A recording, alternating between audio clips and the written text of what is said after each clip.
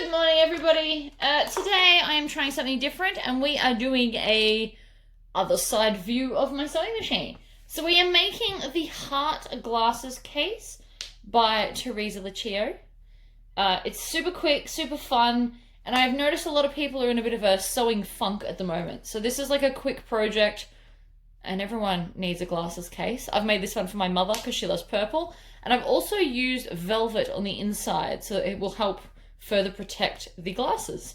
So if you'd like to see how I make this, stay tuned. So I've got everything I need in my tub here, except the cam press, because obviously it wouldn't fit.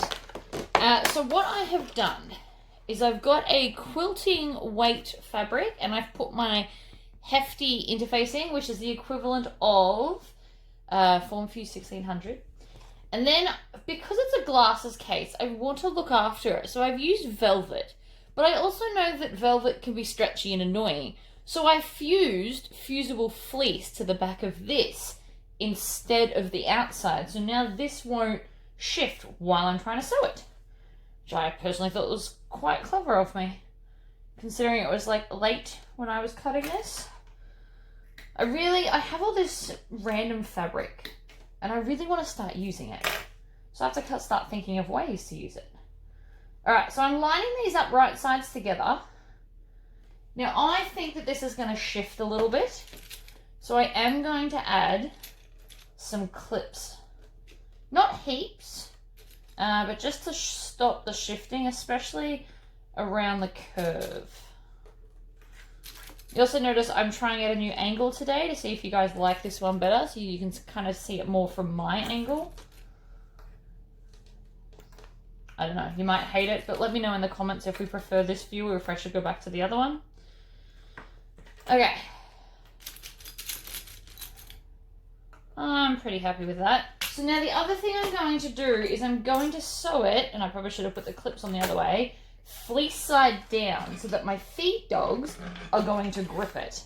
And I want to leave a gap here, I think. That's a little bit high, I know. So I'm just going to start here, and I'm just on a normal stitch length, which for me is between it's about 2.5. So I'm going to stitch and back stitch. I'm going to move this tub, and we're just going to go around the curve. I'm going to put the needle down, come up the side, needle down, pivot. Now, you want to go 1 or 2 stitches past this edge here. So I've gone past it, so when I pivot, I'm still on the edge of this curve.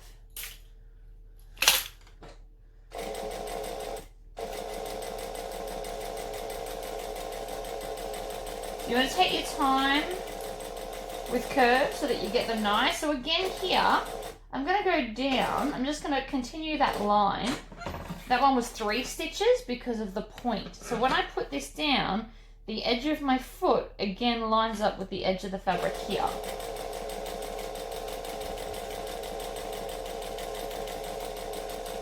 I'm sewing very slowly, but that's because it's a curve and I don't want to wreck it. I can probably go faster. So again, I'm in line with this, and then I'm going to do 2 stitches past so that when I pivot, I'm here. Now you will get used to whatever your normal stitch length is. You might need to do 3 stitches, or you might only need to do 1. It just depends on what your machine's set to, really.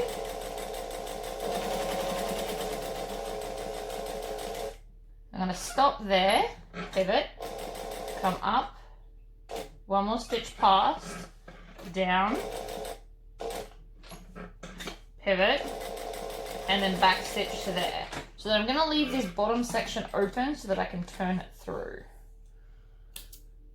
But before we get turning, we're going to grab some scissors, and we are going to clip a triangle out of up here so that we get a nice pointier heart. Otherwise this will be quite mushy. So you want to cut some of the bulk out of there, and basically anywhere I had to pivot, I'm just going to trim down. And that way it's going to remain like nice and sharp. So here as well, because I pivoted here. Yep.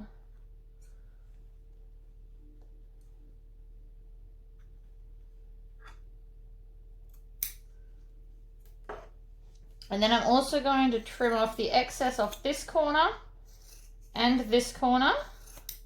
And I'm taking off more than a 45-degree angle. Like that. And then I'm also going to clip in here to take this bulk out as well.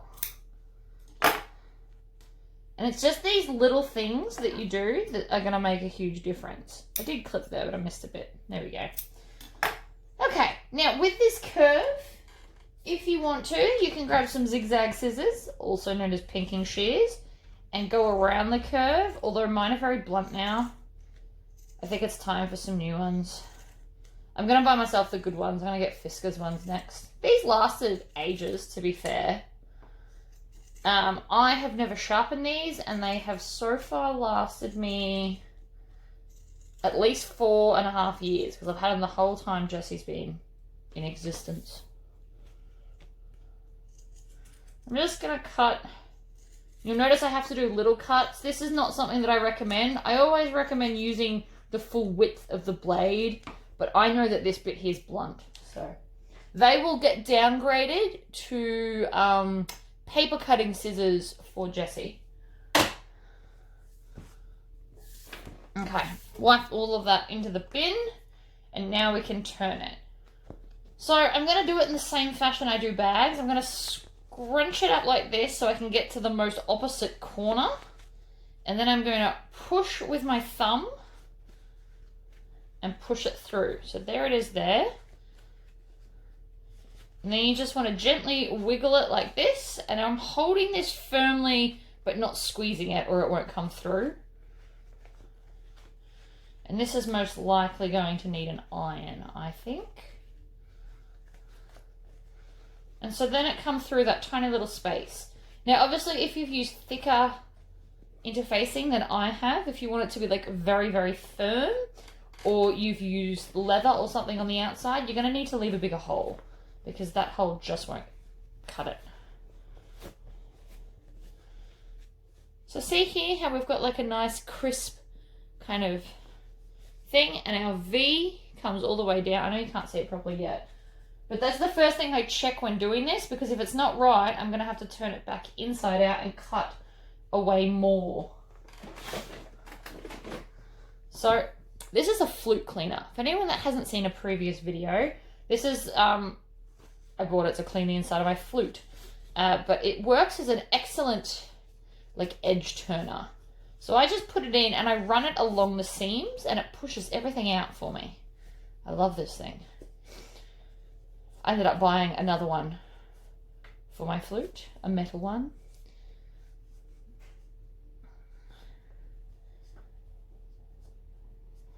Alright, so all in all, that's pretty turned out. I am going to stop the camera and go and give it a quick iron. And by quick, I mean I haven't yet turned my iron on, so I'll be going for a lot longer than it seems. But when I'm ironing, I'm going to tuck these raw edges in and then iron them down flat, and it's just going to make it easier to sew in a minute. Okay, so I will be back. Okay, so it's all ironed, it's looking lovely. So now we're going to top stitch. So we want to go from here along and up the edge and then stop at the bottom of the heart. But because I've made it the other way, we're going to start here and then go in the opposite direction. So you may want to put your stitch length up a bit higher for your top stitching. If you're new to top stitching, I would do a full 1/4 inch from the edge. But if you're intermediate to advanced, I am doing an 1/8 of an inch, which is the middle of my foot, which is how I gauge that. So again, because it's a curve, I'm not going to go fast. That doesn't quite look like it's rolled out.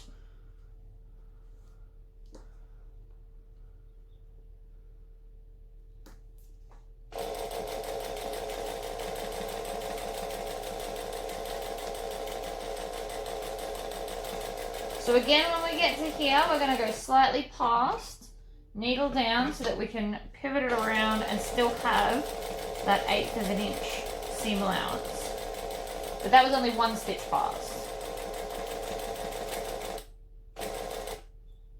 Needle down, pivot, and then I'm going to back stitch there.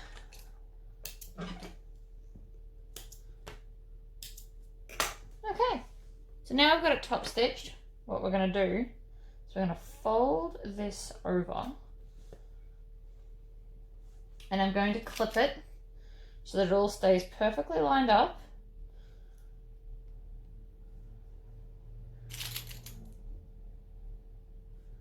Oops.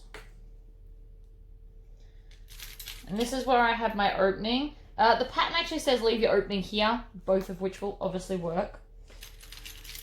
And then I obviously can't clip all the way up here. If I'm worried that this is going to move, I could get a pin and put a pin here, but I'm fine.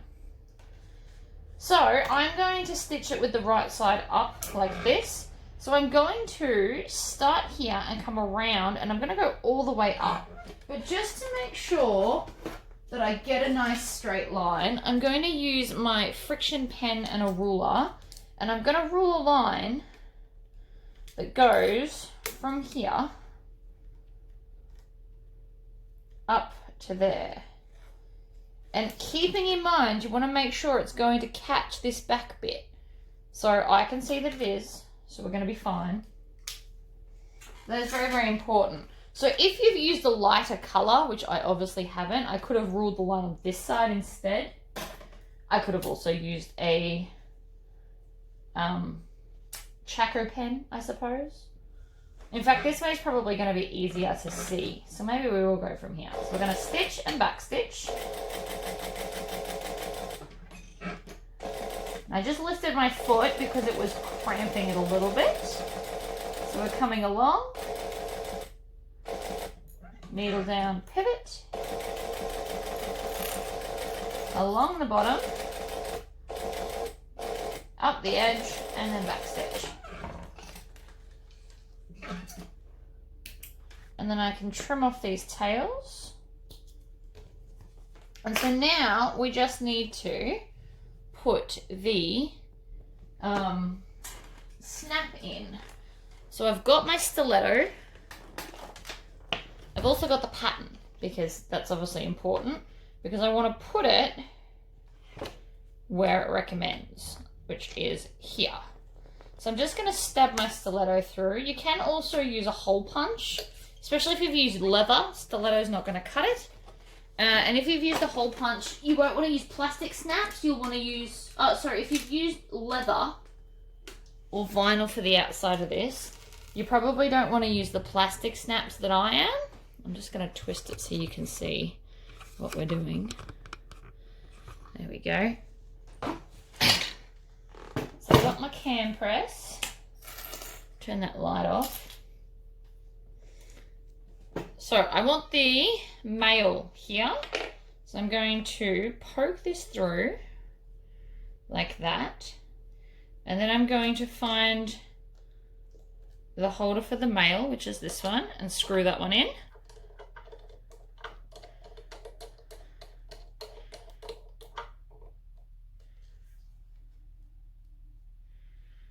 And then just lay it underneath and squish it down. So now that I've done that, I can see where the other one's going to match up. So I'm just going to stab through all the layers there. Switch this out. I would maybe, if you're going to make a few of these, I'd probably make them in batches so you don't have to keep doing this over and over and over. Or at least do all the sewing and do all the presses at the end. So I'm just going to wiggle it a little bit and then pop that in here, making sure that they're going to be able to touch. Don't pop them in the wrong way because that would suck. So then we're going to put that under the machine, press down, and clip it. And there you go. We're all done. Glasses case. It's very cute. There's you can also, if you wanted to, you can change this bit here so that you have the flap as a different piece of fabric. You just have a join there. But yeah, I think that turned out quite cute. So there you go. Alright guys, I am off to, funnily enough, record you a second video, but I've got to wait till hubby gets back from the gym. So I will be back soon. Bye guys.